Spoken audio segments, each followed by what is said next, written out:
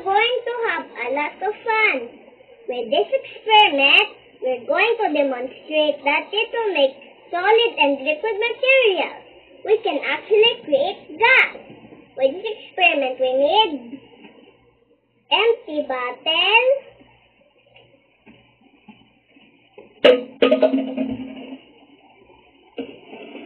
Ay, nako. Ama. Ayan, huwag mo kasi ipakalagay dito sa tabi. Pwede naman dito. Oh, one more. Pagka malalaglag na magawa ng hangin. Ay, papatayin ko pa lang ako pala. Well, ang halakas ng hagasahat eh. Oh, sige, go. Hi! Huwag mo gayunin na. 3, 2, 1, go! Hi! My name is Janio Lejano, a grade 2 student from Champs. Today we're going to have a lot of fun.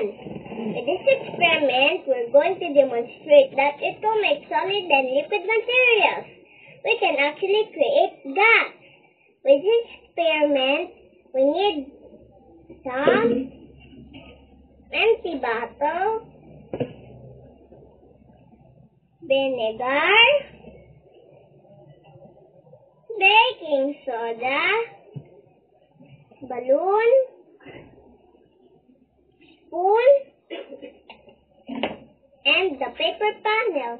This paper panel will help us easily pour the baking soda into the balloon, and the plastic one so we can pour the vinegar into the bottle.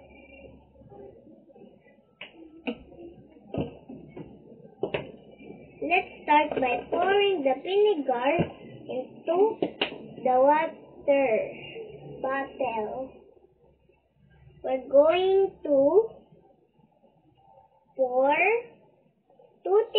half cup of vinegar.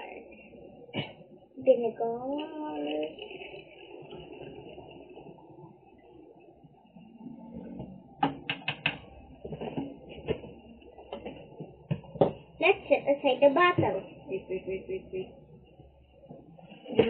Ano yun Bakit tablespoon? Hindi naman yun. Kala ko'y vinegar yun tablespoon. Kala ko'y tablespoon. Vinegar yun. Mali ka naman.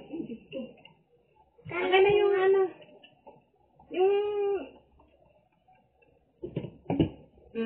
Ibalik mo dyan.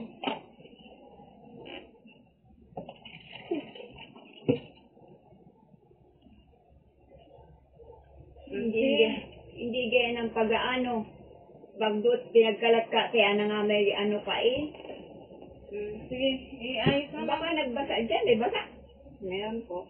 Mag-aano yan, mag-akuha ng mga yan. Yan. Hindi niya ginagawa ng mga ay nakakabar. Nilalaro na lang na nanay.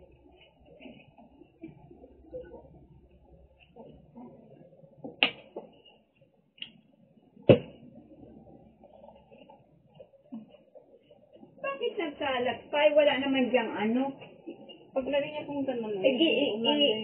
Kasi binigla. Hindi yung binibigla.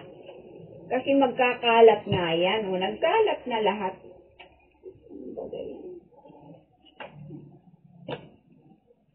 Ako mamamalo na ako Ginagawang Hindi mo inaayos. Alam mo yan ay kuwan.